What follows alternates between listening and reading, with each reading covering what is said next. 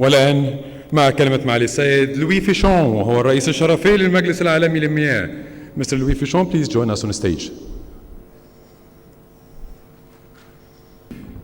Mr. Prime Minister, Mr. Minister of Water Resources and Irrigation of Egypt, Mrs. and Mr. Ministers and Ambassadors, dear friends of water, it's a great honor to deliver this speech in front of you on behalf of the World Water Council in the opening ceremony of the first Cairo Water Week. And on behalf of our Council, I would like to thank you for your invitation. And I would like also to congratulate the Egyptian government, its Prime Minister for this initiative, and especially my friend, Mr. Mohamed Abdel Hati, Minister of Water Resources. I am honored, but it's also a great pleasure to meet you again, dear colleagues from Egypt and from many countries, to be here on the bank of the River Nile, where the World Water Council was born some 25 years ago due to the support of the Egyptian government and the enlarged vision of Minister Mahmoud Abu Zaid. I would like to address my greeting and my feelings of consideration. Ladies and gentlemen, the world is now facing multiple crises: political crisis, diplomatic crisis, but also money and financial crisis, health and food crisis, and lately climate and environment crisis. Water, like energy, are both at the heart of those crises, because water and energy are indispensable for the development of mankind as well as for the respect of dignity of every human being. Our responsibility is overwhelming to guarantee to our populations proper water resources now and in the future. In other words, we must secure water for today and for tomorrow. Make sure that water is guaranteed for our children and grandchildren. It means also securing water quality for all and for all needs and types of use. In a few words, we must guarantee access to water everywhere for us all and by us all. You certainly know it, and all know it. Here, water, which is a source of life, is threatened. And not only by climate evolution. Because, my dear friends, we must stop hiding the errors and mistakes of mankind behind climate change.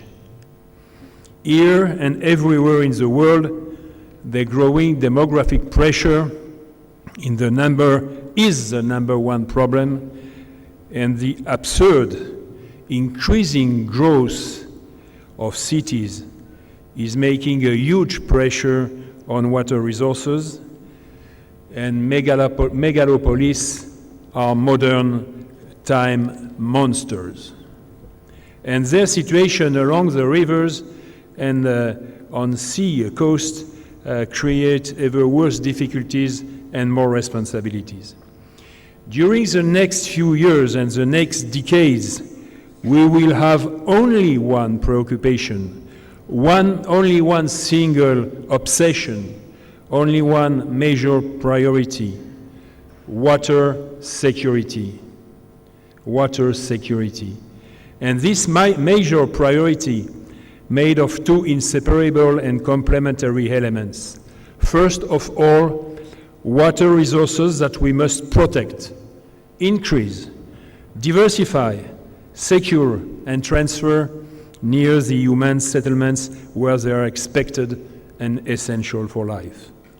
Then, water treatment and distribution and consequently depollution and purification to give it back to natural environment with respect for biodiversity and protection of ecosystems. Water for mankind and also water for nature. It's not only a duty, but a permanent and global obligation for the planet.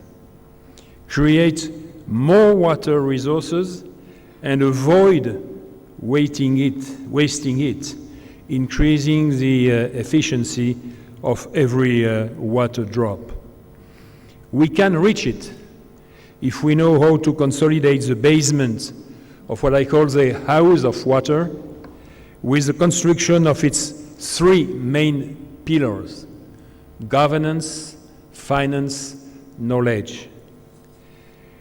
Knowledge is based on multiplication and circulation of technological and digital solutions.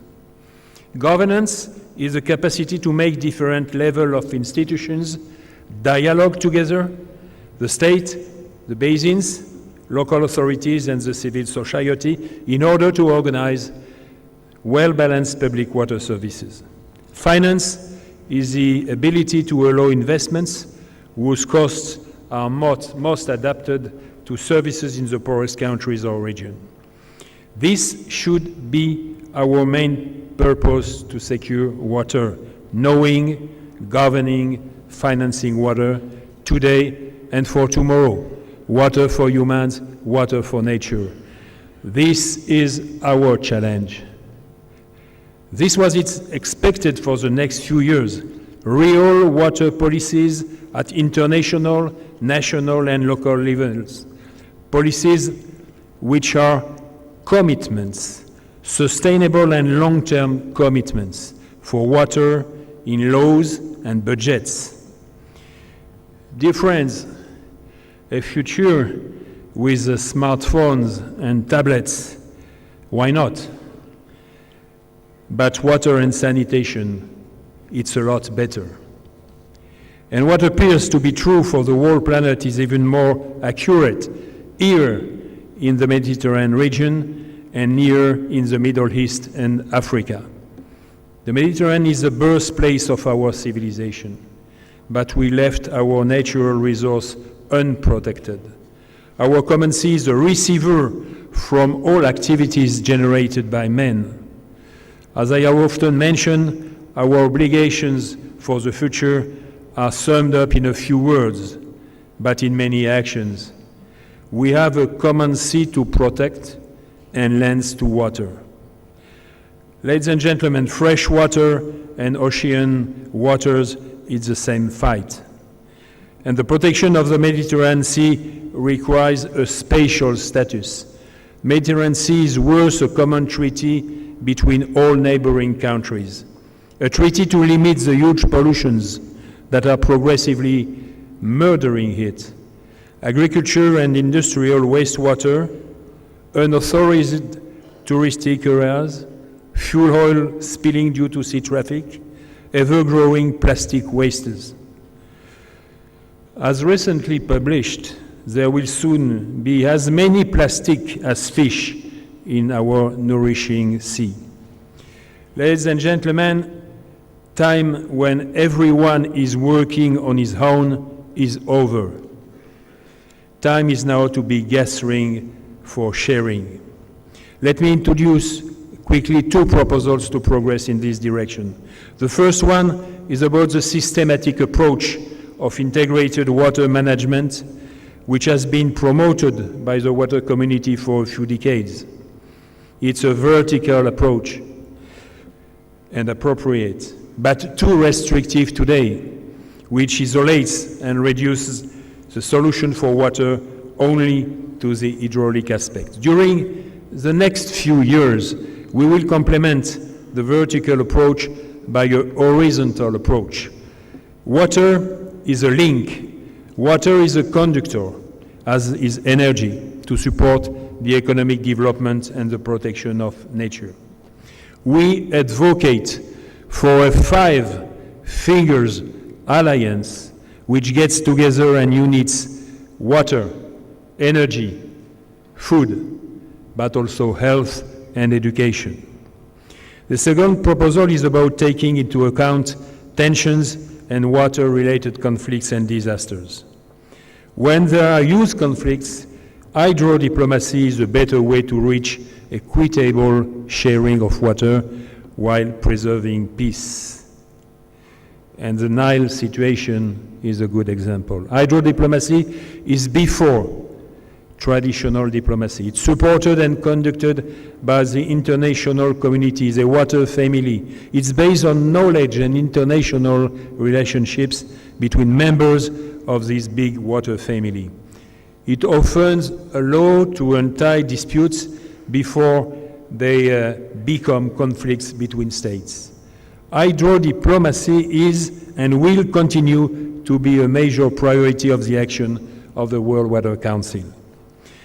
Dear friends of water, you see, shared knowledge, decentralized governments, reinforced financing, anticipated disasters, horizontal management, adapted laws, increasing budgets, implemented hydro diplomacy is the expected political action that we must impose.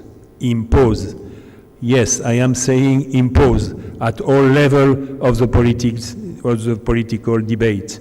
It's the only condition to bring answers that populations are expecting from us all over the world. This population today, more educated, more informed, knows that we have the technical reuse, desalination, the technical, the financial, the institutional solutions. They also know that the solutions are very often kept in our ministries, in our companies, in our universities, in our organizations because it's costless and more comfortable. Dear colleagues of Egypt, dear participants to the first Cairo Water Week, we need your great experience. We need your personal involvement to be part of this challenge, and I thank you again for gathering us during this Water Week. The challenge of of 3 preparation years to the 9th World Water Forum that our Senegalese colleagues and the World Water Council co-organized and which will be held in Dakar, Senegal in 2021, will be to go from solutions to answers, from invention to implementation, from offices to ground sites. All things that will give a meaning and credibility to our daily action. Dear friends of water, come with us. Follow us on the road to Dakar, on the road to access to water, and let us bring answers to the poorest, the weakest population for solidarity and human dignity. Thank you and great success to this first Cairo Water Week. Thank you, sir. نشكر معالي السيد لوي فيشون رئيس الشرفي للمجلس العالمي للمياه.